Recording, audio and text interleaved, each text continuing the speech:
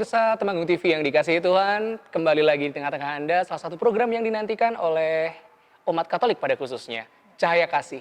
Bersama saya Gilda Seri dan rekan saya, Mbak Agnes Ida. Ya, halo. Ketemu lagi nih Mbak Agnes. Iya, nggak bosan kan? Nggak bosan.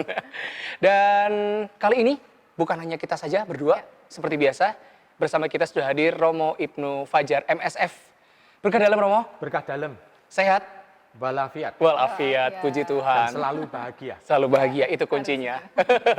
Terima kasih sekali lagi sudah diterima di Gereja Katolik Santo Petrus dan Paulus Temanggung. Selamat datang. Di tengah-tengah pandemi yang mewabah bukan hanya di Temanggung tapi juga di belahan dunia. Iya. Betul. Dan sesuai tema kali ini ya Mbak Agnes, apa nih temanya nih Mbak Agnes? Nah, temanya ini adalah gereja di tengah pandemi. Kalau kita lihat ya pemirsa di rumah, nih saya dan Mas Ari ini pakai apa nih? Ini pakai tutup Penutup mulut ya. tutup mulut. Ya, ini menandakan bahwa kami memang aware ya terhadap Betul. pandemi pada saat ini. Ya. Dan kita memang harus benar-benar menjaga situasi. Nah, berkaitan dengan pandemi ini Romo, Ya, Gereja Katolik ini mengambil sikap yang tegas dalam beberapa hal yang berkaitan dengan pandemi ini. Misalnya tentang misa online atau misa di rumah saja. Tentunya Mas Ari juga Ya. melakukan misa online ya. Betul. Ini secara hukum gereja ini bagaimana Romo? baik. Secara hukum gereja, kalau ditanya soal hukum gerejanya, soal misa online, sebetulnya ini adalah satu sikap tersendiri dari gereja mensikapi situasi pandemi saat ini yang mudah tertular virusnya. Pertama, kita harus menyadari bahwa virus itu belum ada obatnya. Betul. Tetapi virus itu harus diputus penyebarannya. Nah, kita harus melihat bahwa kerumunan umat, kerumunan jemaat ini bisa menjadi satu sarana untuk menyebarluaskan Penyebaran virus itu. ya. Maka gereja mengambil sikap mau memutus itu. Nah, gereja juga bagian dari negara Indonesia itu mencoba untuk istilahnya samalah satu berpikiran bahwa kita bukan satu yang berbeda, oknum yang berbeda dari negara Indonesia.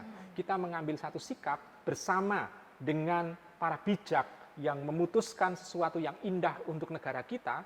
Gereja memutuskan untuk menghilangkan kerumunan. Ya. Tidak hanya dalam misa, tetapi juga ekaristi mingguan, ekaristi harian, ekaristi lingkungan, lalu ada persiapan untuk kegiatan-kegiatan yang lain segala macam, stop, off dulu. Nah, kita melihat kerinduan umat untuk berdoa, maka gereja membuka yang namanya misa online itu. Bahkan tidak hanya misa online, tapi saresehan online pula, itu juga ada. Jadi kita bisa melihat bahwa gereja mencoba mensikapi itu. Lalu dalam ekaristi online itu kita tetap istilahnya ada di pihak jemaat. Ya. Jemaat tetap merindukan kehadiran Tuhan yang diterima dalam komuni itu. Jadi gereja tetap mencoba menghormati itu, maka ada satu doa tersendiri, Betul. yaitu komuni Komunitas. spiritual. Spiritual, betul sekali. Jadi itu komuni itu kan communion. Ya istilahnya kebersamaan. Kebersamaan ya. Jadi menyatu dengan Allah. Betul sekali. Karena yang ternyata yang diliburkan nih bukan hanya tempat ibadah gereja saja, melainkan semuanya ya Romo. Ibadah, ya. Tapi ada kasus di mana memang ada beberapa umat Katolik pada khususnya Romo masih sering berpikiran kalau karena di gereja Katolik sendiri ada setiap hari ada misa harian ya. Ya. Di umat Katolik sendiri masih ada yang sering berkeinginan untuk pengen ikut aku rapopo dewean seperti itu. Padahal kalau kita boleh kritisi hal semacam ini juga pasti sudah diatur ya bahwa memang semua tanpa terkecuali umat itu memang harus melakukan misa di rumah. Di rumah masing-masing. Betul. Sebetulnya dengan di rumah masing-masing itu untuk menyelamatkan kehidupan.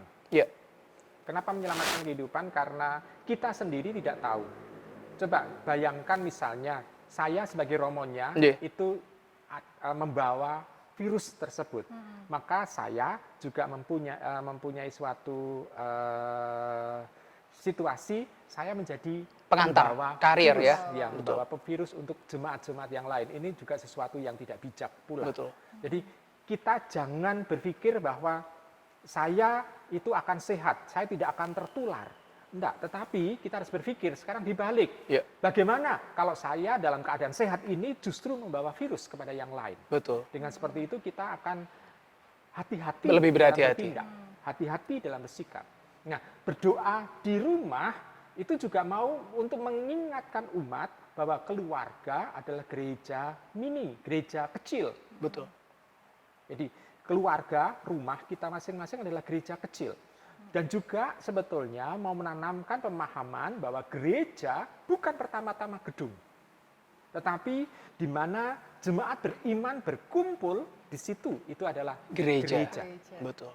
Nah, sekarang paling kecil adalah dalam keluarga masing-masing. Ada bapak, ada ibu, ada anak, mungkin ada simbah, ada cucu, mungkin juga di situ berkumpul dalam keluarga.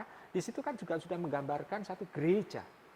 Yang gereja kembali mau mengingatkan identitas dirinya bahwa dia bukan pertama-tama bangunan, tapi itu. Maka gereja mengajak jemaat untuk kembali ke gereja awal, yaitu Keluarga. Keluarga. Betul sekali. Ya, karena memang ini musuh kita dalam tanda kutip tidak terlihat ya, Romo ya. Betul ya Mbak Agnes ya? Ya, Kita betul. tidak tahu entah dengan siapa kita nanti bertemu di jalan atau Siapa pembawanya? betul apa fasilitas yang sebelumnya kita pegang itu bekas terkontaminasi atau tidak, kita Betul tidak sekali. pernah tahu. Maka sebaiknya memang kita mengurangi kegiatan yang ada di luar dan tetap di rumah seperti itu ya, Betul Mbak sekali. Agnes. Ya. Dan tentu saja ini ada efek positifnya juga untuk umat ya. Kita menjadi Betul. semakin dekat dengan keluarga. Keluarga, betul. Kita bisa berdoa bersama dengan keluarga. Keluarga juga. Ya. Baik. Ya, tentunya kita akan jeda pariwara. Ya. Setelah ini kita akan kembali lagi Romo di segmen yang selanjutnya. Tetap di Cahaya Kasih. Kita akan kembali setelah pesan-pesan berikut ini.